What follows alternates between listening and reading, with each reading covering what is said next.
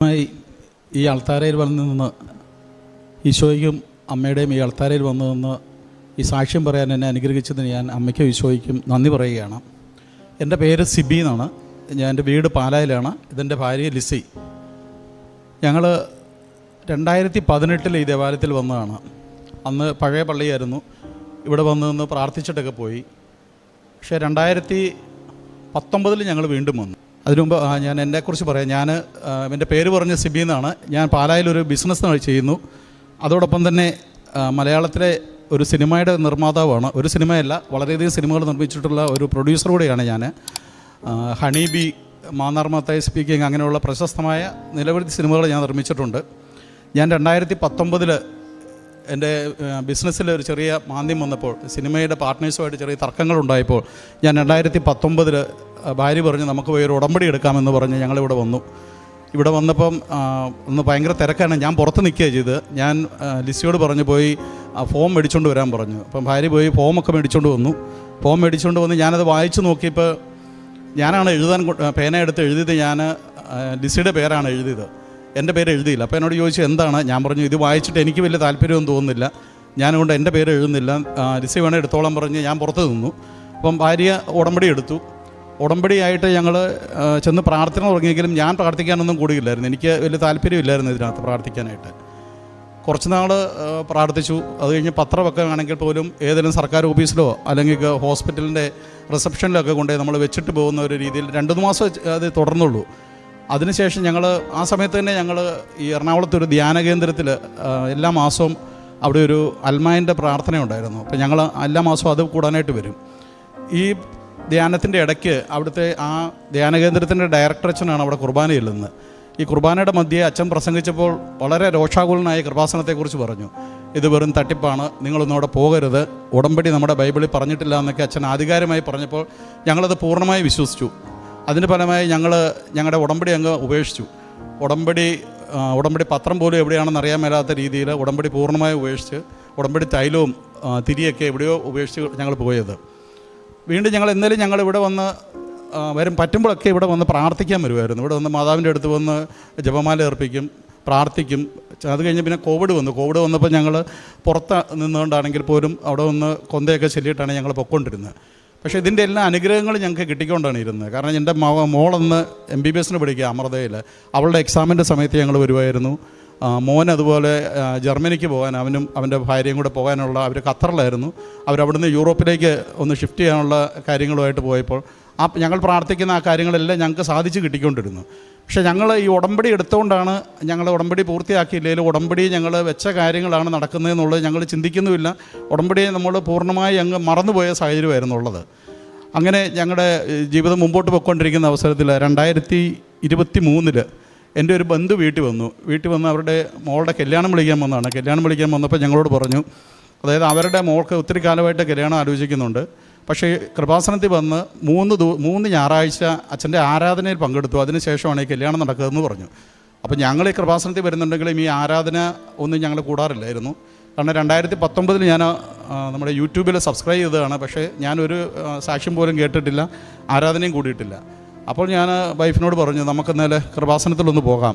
വീട്ടിൽ നിന്ന് ഇറങ്ങുമ്പോൾ ഞാൻ പറഞ്ഞു അവിടെ ചെന്നിട്ട് ഉടമ്പടി എടുക്കാൻ പറയരുത്, ഒരിക്കലും ഉടമ്പടി നമുക്ക് വേണ്ടെന്ന് പറഞ്ഞ് ഞങ്ങളിവിടെ വന്ന് ഞായറാഴ്ച വന്ന് അച്ഛൻ്റെ കുർബാനയും കൂടി ആരാധനയും കൂടി തിരിച്ച് വീട്ടിൽ ചെന്ന് ഞായറാഴ്ചയാണ്. തിങ്കളാഴ്ച രാവിലെ എൻ്റെ മകൻ്റെ ഭാര്യ ജർമ്മനിയിലാണ്. അവൾ അവിടെ PG കഴിഞ്ഞ് നിൽക്കുകയായിരുന്നു. അവൾക്ക് പിറ്റേ ദിവസം രാവിലെ അവൾക്ക് മെയിൽ വന്നു, അവിടുത്തെ BMW എന്ന് പറഞ്ഞ കമ്പനിയിൽ അവൾക്ക് ഇൻറ്റേൺഷിപ്പ് ശരിയായി എന്ന് പറഞ്ഞ്. അപ്പോൾ ഞാൻ പറഞ്ഞു എന്തോ ഉണ്ട് കേട്ടോ അവിടെ നമുക്ക് വീണ്ടും പോകാമെന്ന് പറഞ്ഞാൽ അടുത്ത ഞായറാഴ്ച ഞങ്ങളിവിടെ വരുമ്പോൾ ഞാൻ പറഞ്ഞു ഇത് 2ാമത്തെ പ്രാവശ്യമാണെങ്കിൽ നമ്മൾ ഉടമ്പടി എടുക്കരുത്, അച്ഛനെ കാണുന്ന കാര്യവും മിണ്ടരുത്, അതൊന്നും നമുക്ക് പറഞ്ഞിട്ടുള്ള കാര്യമല്ല എന്നുള്ള രീതിയിൽ തന്നെയാണ് ഞാനിവിടെ വന്നത്. 2ാമത്തെ ഞായറാഴ്ച ഞാനിവിടെ വന്ന് ആരാധന കൂടി ഞങ്ങൾ രണ്ടുപേരോട് തിരിച്ചു പോയി. വീട്ടിൽ ചെന്നു. തിങ്കളായി, ചൊവ്വാഴ്ചയായി. എനിക്ക് രാവിലെ ഏറ്റപ്പോൾ എൻ്റെ ചങ്കിനകത്ത് ഭയങ്കര വിഷമമാണ്. എൻ്റെ ഇവിടെ എന്തോ ശ്വാസം മുട്ടുന്ന പോലെ. ഞാൻ പറഞ്ഞു ഓർത്തു ഇനിയും വല്ല അറ്റാക്ക് ഉണ്ടാകാൻ പോവുകയാണ്. അതുപോലൊരു വിഷമം ചങ്കിനകത്തിരുന്ന്. വീണ്ടും ഞാൻ കുറച്ച് നേരം അങ്ങനെ ഇരുന്ന് കഴിഞ്ഞപ്പം എൻ്റെ മനസ്സിൽ നിന്ന് ആരോ പറയുകയാണ് നീ പോയി ഉടമ്പടി എടുക്കുമെന്നും പറഞ്ഞ് എന്നെ പുഷ് ചെയ്തുകൊണ്ടിരിക്കുക. അപ്പം ഞാൻ വൈഫിനോട് പറഞ്ഞു ഇത് എനിക്ക് ഉടമ്പടി എടുക്കാതെ പറ്റുകയില്ല. അപ്പം പുള്ളിക്കാരത്തി പറഞ്ഞു ഞാനും പറയാൻ ആലോചിക്കുമായിരുന്നു നമുക്കൊന്ന് ഉടമ്പടി എടുക്കണമെന്ന് പറഞ്ഞു. പിറ്റേ ദിവസം രാവിലെ ഞാൻ തന്നെ അവിടുന്ന് ഇവിടെ വന്ന് ഇവിടെ ക്യൂ ഒക്കെ നിന്ന് ക്ലാസ്സൊക്കെ കൂടി കൃത്യമായ ഉടമ്പടി എടുത്തു. ഉടമ്പടി എടുത്ത് അന്ന് കിട്ടിയ കുറച്ച് പത്രമൊക്കെ മേടിച്ചുകൊണ്ടാണ് ഞങ്ങൾ ഇവിടുന്ന് പോകുന്നത്. ഞാൻ തന്നെ ഉള്ളൂ കേട്ടോ, ഭാര്യ വന്നിട്ടില്ലായിരുന്നു. ആ പത്രമൊക്കെ എനിക്ക് ഒരു ബിസിനസ്സുണ്ട്, പാലയിലൊരു ഷോപ്പുണ്ട്. അപ്പോൾ ഷോപ്പിൽ സാധനം മേടിക്കുന്നവരുടെ അവർ മേടിക്കുമ്പോൾ ആ കവറിനകത്ത് ഞാൻ കടയിലെ സ്റ്റാഫിനോട് പറഞ്ഞു, നിങ്ങൾ ഇതിനകത്ത് ഓരോ പത്രം ഇട്ട് കൊടുക്കുക. അപ്പോൾ അവർ കുറച്ച് പ്രാവശ്യം അങ്ങനെ ഇട്ട് കൊടുത്തപ്പം ചില ആൾക്കാർക്ക് ഈ പത്രം വീട്ടിൽ ചെല്ലുന്ന ഇഷ്ടപ്പെടുന്നില്ല. അപ്പോൾ അവർ വന്ന് ചോദിക്കും, നിങ്ങൾ എന്തിനും പത്രം ഇട്ടേന്ന് ചോദിക്കുന്നുണ്ട്. പിന്നെ ആ പരിപാടി നിർത്തി. പിറ്റേ മാസം ഞാൻ വന്ന് ഒരു 10-40 പത്രം മേടിച്ചു. 2 കെട്ട് പത്രം മേടിച്ചിട്ട് ഞാനത് ഒരു പോസ്റ്റിൽ അയക്കാൻ തുടങ്ങി. കാരണം ഒരു 5 രൂപയുടെ ഒരു കവറും മേടിക്കും, 10 രൂപയുടെ സ്റ്റാമ്പ് ഒട്ടിച്ച് 15 രൂപ ചിലവാണ്. എന്നാലും ഞാനിത് പോസ്റ്റിൽ അയക്കാൻ തുടങ്ങി. അപ്പോൾ പോസ്റ്റിൽ അയച്ചു കഴിഞ്ഞ് ഒരു മാസം കഴിഞ്ഞപ്പോൾ എനിക്ക് തോന്നി ഇത് ശരിയായ നടപടിയല്ല, നമ്മൾ ഈ പോസ്റ്റിൽ അയക്കുന്നത് നല്ലതല്ല എന്ന് എനിക്ക് തോന്നിയുകൊണ്ട് ഞാൻ ഇവിടെ ഓഫീസിൽ വിളിച്ചിട്ട് ചോദിച്ചു, ഞാൻ ഇങ്ങനെയാണ് പത്രം കൊടുക്കുന്നത്, അതിലെന്തെങ്കിലും കുഴപ്പമുണ്ടോ എന്ന് ചോദിച്ചു. അപ്പോൾ അവർ പറഞ്ഞു, അത് അത്ര നല്ലതല്ല, പോസ്റ്റിൽ അയക്കുന്ന ഒരു പ്രേക്ഷിത പ്രവർത്തനമാണ്, പക്ഷേ നമ്മളൊരു എളുപ്പവഴിയാണ് ചെയ്യുന്നതെന്ന് പറഞ്ഞു. ഓക്കെ, ഞാൻ അത് നിർത്തി വീണ്ടും ഞങ്ങൾ പത്രം നേരിട്ട് വിതരണം ചെയ്യാൻ തുടങ്ങി. ആ പത്രം ഞങ്ങൾ കൊടുക്കുന്ന ഇന്നിപ്പം എനിക്ക് തോന്നുന്നു ഈ മാസം ഞാൻ മേടിച്ചും കൂടെ കൂട്ടി 3300 പത്രമാണ് ഞങ്ങൾ ഇതുവരെയും കൊടുത്തിരിക്കുന്നത്. അത് ഞങ്ങൾ 2 പേരും കൂടെ കോട്ടയം മെഡിക്കൽ കോളേജിൽ പോയി അവിടെ നേരിട്ട് കൊടുക്കുന്നത്. പോസ്റ്റിലേക്കോ ആരുടെ കയ്യിൽ കൊടുത്തു വിടുകയോ ചെയ്യുന്നില്ല. നേരിട്ട് പോയി നിന്ന് ഞങ്ങൾ ഈ പത്രം മുഴുവൻ അവിടെ വിതരണം ചെയ്യും. ചിലവരെ ഞങ്ങളെ ആക്ഷേപിക്കാറുണ്ട്. ഒരു ആൾക്കാരിരിക്കുന്ന റിസപ്ഷൻ്റെ അവിടെ നിന്ന് എന്നെ പരസ്യമായി ആക്ഷേപിച്ചു. ഞാൻ പത്രം കൊടുത്തപ്പോൾ ഒരു ചേട്ടത്തി എന്നോട് ഏറ്റവും ചോദിച്ചു, അതായത് ഈ പത്രം മാത്രം മതിയല്ലോ എന്ന് ചോദിച്ചു, മെഡിക്കൽ കോളേജ് പോലും വേണ്ടല്ലോ, ഇത് വായിച്ചു കഴിഞ്ഞാൽ നിങ്ങളുടെ അസുഖം മാറുമെന്ന് പറയുന്നതെങ്കിൽ എന്താണെന്ന് ചോദിച്ചു എന്നെ ആക്ഷേപിച്ച് വിട്ടു. ഞാൻ മറുപടി ഒന്നും പറഞ്ഞില്ല. അതുപോലെ പല സ്ഥലത്തു നിന്ന് നമുക്ക് പല തിക്താനുഭവങ്ങളുണ്ടായെങ്കിലും ഞങ്ങൾ അതുമായിട്ട് മുമ്പോട്ട് പോയി. ഞങ്ങൾ രാവിലെ പോയി കഴിഞ്ഞാൽ എനിക്ക് തോന്നുന്നു 1 മണിക്കൂർ കൊണ്ട് ഞങ്ങളുടെ കയ്യിലിരിക്കുന്ന പത്രം തീർന്നു കഴിഞ്ഞാൽ ആരെങ്കിലും ഞങ്ങളോട് ചോദിക്കും ഒരു പത്രം കൂടെ ഉണ്ടോ എന്ന് ചോദിച്ച് വരുന്ന ഒരു അത്രമാത്രം അനുഗ്രഹം എനിക്ക് കിട്ടിയിട്ടുണ്ട്. പിന്നീട് ഞാൻ എൻ്റെ ഉടമ്പടിയിൽ വെച്ച കാര്യങ്ങൾ അതൊന്നൊന്നായി എനിക്ക് സാധിച്ചു തന്നുകൊണ്ടിരിക്കുകയാണെന്ന് എനിക്ക് കാണാൻ സാധിച്ചു തുടർന്ന് അങ്ങോട്ട്. അതുപോലെ തന്നെ ഞാൻ ഉടമ്പടി എടുത്തുകൊണ്ട് ഇവിടുന്ന് പോകുമ്പോൾ ഞാൻ ഇവിടുന്ന് ഒരു ഫോട്ടോ മേടിച്ചുകൊണ്ട് പോയിരുന്നു. കാര്യം ആദ്യം ഉടമ്പടി എടുത്തപ്പോൾ ഞങ്ങൾ കുറച്ച് ഫോട്ടോസൊക്കെ വീട്ടിലുണ്ട്, വലിയ തിരിയൊക്കെ കത്തിച്ച. പക്ഷേ ആ അച്ഛൻ്റെ ധ്യാനം കൂടി കഴിഞ്ഞപ്പം ഞാൻ പറഞ്ഞല്ലോ, ഒരു ധ്യാന കേന്ദ്രത്തിൽ അച്ഛൻ മോശമായി പറഞ്ഞു, ഈ ഫോട്ടോ എല്ലാം ഉപേക്ഷിച്ചു. വീണ്ടും ഞാൻ ഇവിടെ നിന്ന് ഉടമ്പടി എടുത്ത സമയത്ത് ഞാൻ ഇവിടുന്ന് ഒരു വലിയൊരു ഫോട്ടോ മേടിച്ച് എൻ്റെ വീട്ടിൽ കൊണ്ടുവന്ന് വെച്ചു. അപ്പോൾ അന്ന് തന്നെ എൻ്റെ വീട്ടിൽ എൻ്റെ മോൻ്റെ കൊച്ചുണ്ട് വീട്ടിൽ, അവൻ ഞങ്ങളുടെ കൂടെ നിൽക്കുന്നത്. അവൻ്റെ പേരൻസ് ജർമ്മനിയിലാണ്. അപ്പോൾ മോൻ്റെ കൊച്ചിനോട് ഞാൻ പറഞ്ഞു, നീ പോയി ആ ഫോട്ടോയുടെ അടുത്ത് നിന്ന് പ്രാർത്ഥിച്ചിട്ട് വന്നേ, അപ്പാപ്പൻ്റെ കാര്യമൊക്കെ എല്ലാം ശരിയാകുമെന്നൊന്ന് ചോദിക്കാൻ പറഞ്ഞു. ഈ 3 വയസ്സുള്ള കൊച്ച് ഓടിപ്പോയി മാതാവിൻ്റെ ഫോട്ടോയുടെ മുമ്പിൽ നിന്ന് പ്രാർത്ഥിച്ചിട്ട് അവനോട് പോകുന്ന കണ്ടു. ഞാൻ വേറെ മുറിയിലായിരുന്നു. അത് കഴിഞ്ഞ് ഓടി എൻ്റെ അടുത്ത് വന്ന് പറഞ്ഞു, മാതാവ് പറഞ്ഞെന്ന് പറഞ്ഞു, എല്ലാം ശരിയായി കിട്ടും, പക്ഷേ സ്നേഹമായിരിക്കണം, ഇഷ്ടമായിരിക്കണം, പക്ഷേ സ്നേഹമായിരിക്കണമെന്ന്. ഇങ്ങനെ ഒരു വാക്ക് ഞങ്ങളുടെ വീട്ടിൽ ഞങ്ങൾ ആരും പറഞ്ഞിട്ടില്ല. ഈ കൊച്ചിന് ഇത് പറയേണ്ട ഒരു കാര്യമില്ലാത്തതാണ്. അപ്പോൾ ഞാൻ പിന്നെയും ചോദിച്ചു, നിന്നോട് ആരാ ഇത് പറഞ്ഞതെന്ന് ചോദിച്ചു. അപ്പോൾ പറയുന്ന മാതാവിന് ആ ഫോട്ടോയിലിരിക്കുന്ന ആൾ തന്നെ, മാതാവ് തന്നെ എന്നോട് പറഞ്ഞത് ഇഷ്ടമായിരിക്കണം, സ്നേഹമായിരിക്കണം എന്ന് പറഞ്ഞു. ഇങ്ങനെ ഒരു അനുഭവം എനിക്ക് ഇതായിട്ടുണ്ടായിട്ടുണ്ട്. പിന്നെ എൻ്റെ കാര്യങ്ങൾ സാധിച്ചിരിക്കുന്നത്, അതായത് എൻ്റെ മലദ്വാരത്തിൻ്റെ അവിടെ ഒരു ചെറിയ ചൊറിച്ചിൽ അനുഭവപ്പെട്ടു.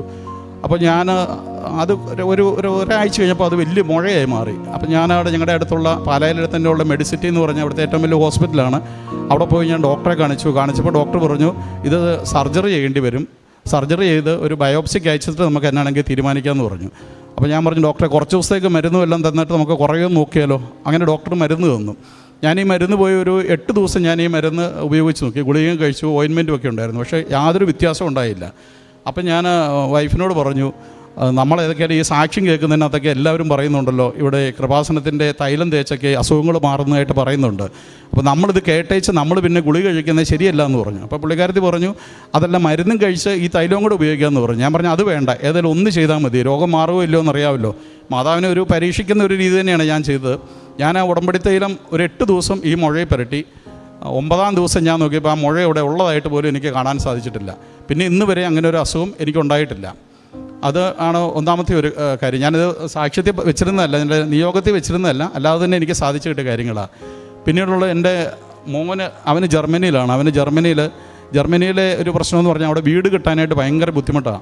ഒരു വീടൊക്കെ നോക്കാൻ ചെല്ലുമ്പോൾ 1000-400 പേരാണ് ഒരു വീടിന് വേണ്ടി അവിടെ നിൽക്കുന്നത്. അതിനകത്തുനിന്ന് ഒരു വീട് കിട്ടുന്നില്ല. അവൻ മാസങ്ങളോളം കിടന്ന് കഷ്ടപ്പെടുകയായിരുന്നു. അപ്പോൾ ഞാൻ എൻ്റെ 2ാമത്തെ ഉടമ്പടി നിയോഗത്തിൽ ഞാൻ വെച്ചു, ഈ വീടിൻ്റെ കാര്യം വെച്ചു.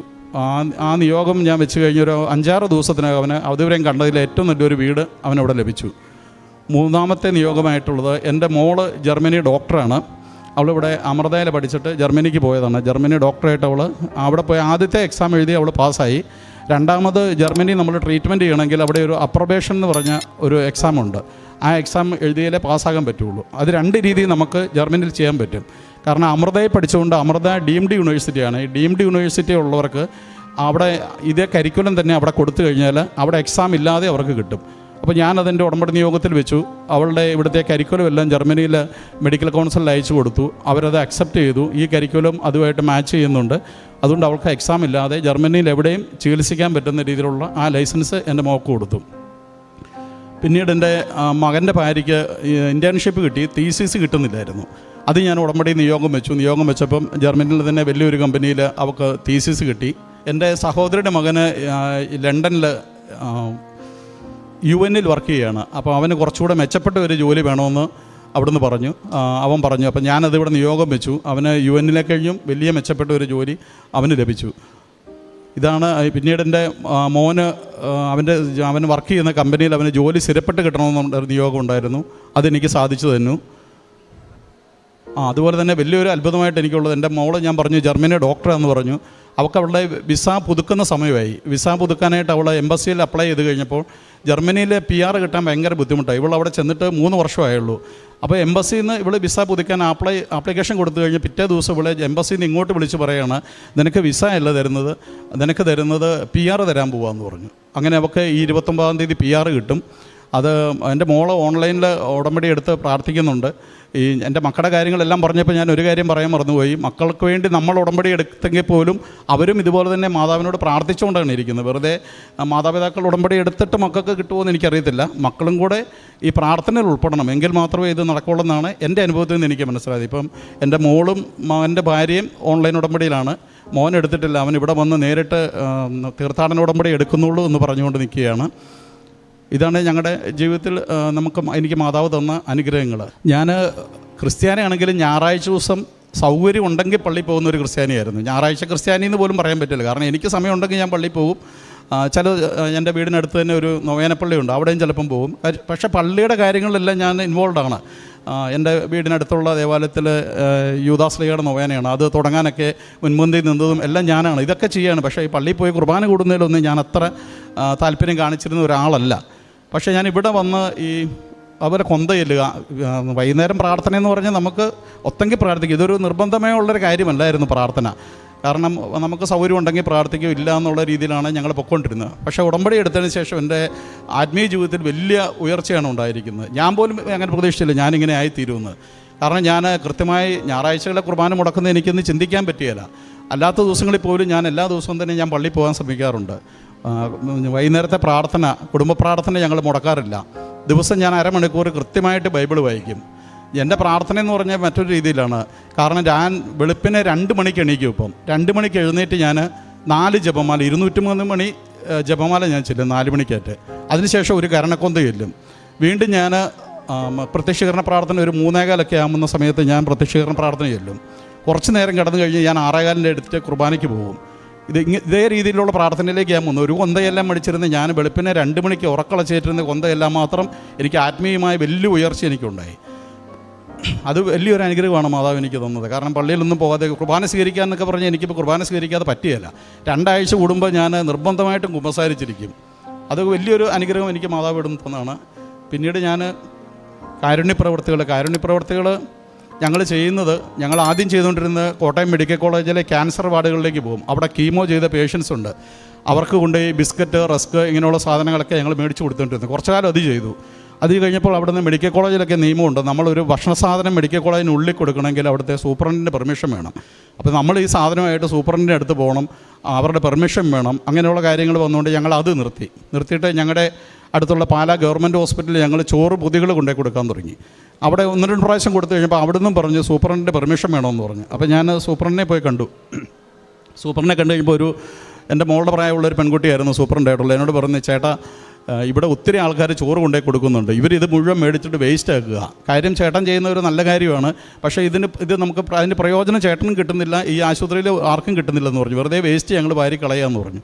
അപ്പോൾ ഞാൻ അത് നിർത്തിയതിന് ശേഷം ഞങ്ങൾ ചോറും പൊതിയായിട്ട് വൈഫ് കേട്ടോ, ഞാൻ പോയില്ല, വൈഫ് പാലായിക്കൂടെയൊക്കെ നടന്നു നോക്കി. ഒരു 10-20 പൊതിയൊന്നും ആർക്കെങ്കിലും കൊടുക്കാൻ നോക്കിയിട്ട് ഞങ്ങളുടെ നാട്ടിൽ ആൾക്കാർക്ക് വേണ്ടാഞ്ഞിട്ടാണെന്ന് തോന്നുന്നു, ഒരു മനുഷ്യൻ ഈ പൊതി മേടിക്കുകയില്ല.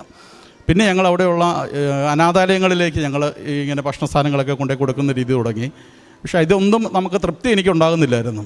അതിനുശേഷം എൻ്റെ വീടിനടുത്ത് ഒരു മാനസികാരോഗ്യ കേന്ദ്രമുണ്ട്. ഒരു 600ഓളം മാനസിക രോഗികളെ സൗജന്യമായി നോക്കുന്ന മരീ സദനം എന്ന് പറഞ്ഞ ഒരു ഇതുണ്ട്. അതിനകത്തെ സന്തോഷം എന്ന് പറയുന്നത് എൻ്റെ കൂടെ പഠിച്ചതാണ്. പക്ഷേ എനിക്ക് അവിടെ പോകാൻ ഇതുവരെയും തോന്നിയിട്ടില്ലായിരുന്നു.